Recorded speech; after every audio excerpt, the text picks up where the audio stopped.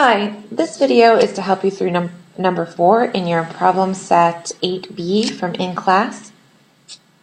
And this problem is simply an exercise in applying Eigen-Wilkins to a more complicated situation of an octahedral substitution reaction. In this case, we're working with a bidentate chelate. So the problem gives you the 3 steps that are shown here that are the mechanism for formation of a bidentate chelate complex from an aquated metal ion. It tells you can assume that formation of the encounter complex, so that's this first step here. The formation of that encounter complex is rapid, so this is the encounter complex, and you could put it in brackets if you wanted to. But that encounter complex forms as a pre-equilibrium step, and the problem tells you that the rate-limiting steps follow this. The first potential rate-limiting step is the reaction of the encounter complex to lose water, and now the ligand is bound as if it were a monodentate ligand. I'm going to refer to this as the first bite of the ligand. The ligand here is taking a first bite of that metal ion. In the third step, that's also a potential rate-limiting step, the first bite complex reacts to lose another water, and basically the ligand is taking a second bite here. So now the ligand is acting as a bidentate chelator. So the problem tells you that you can assume that Ka, so that's this forward reaction here, the rate constant of that forward reaction, is approximately equal to Kb. Kb is associated with the forward reaction down here.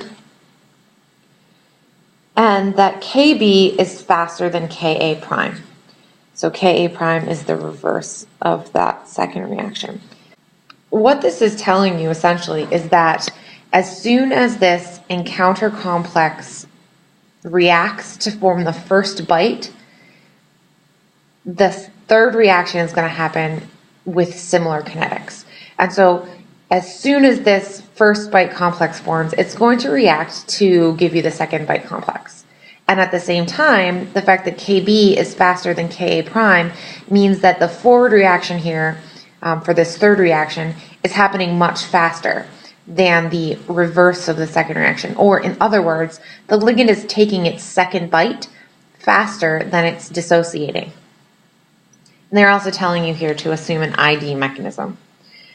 Now, using this information, we can answer parts A, B, and C. And so there's a mistake here. This should be C. So based on what you know about chelates, why is it safe to assume that Ka is approximately equal to Kb? Well, unless there's a difference in the electronic structure between the first bite and the second bite complex, you would expect that the first and second bite would happen with similar kinetics. Another way to say this is that the first bite complex reacts just as quickly as it forms, and it's a safe assumption because going to the second bite complex means that you're closing the chelate ring, and that should happen with similar kinetics as the first bite, where the association of the encounter complex to form that bound ligand or that first bite complex. I'm going to go ahead and skip to part C before I address B, because parts C and B are related. The assumption that Kb is greater than Ka prime, I already said, means that the bidentate ligand is taking the second bite faster than it dissociates from the metal. Now, these assumptions mean something for the overall rate. And what they mean is that, once you form this first bite complex from the encounter complex, this is going to react quickly to form the second bite complex. The dissociation of the ligand is not happening very fast compared to the second bite happening. And so that means that you essentially can treat this whole system as if it were simply a monodentate ligand, because this is your rate limiting step, and it's the same as the rate limiting step for a monodentate ligand. So now that means that we can simplify this entire thing to a monodentate octahedral, a substitution reaction that follows the Eigen-Wilkins mechanism. And so this makes our problem much more simple. So this should be D.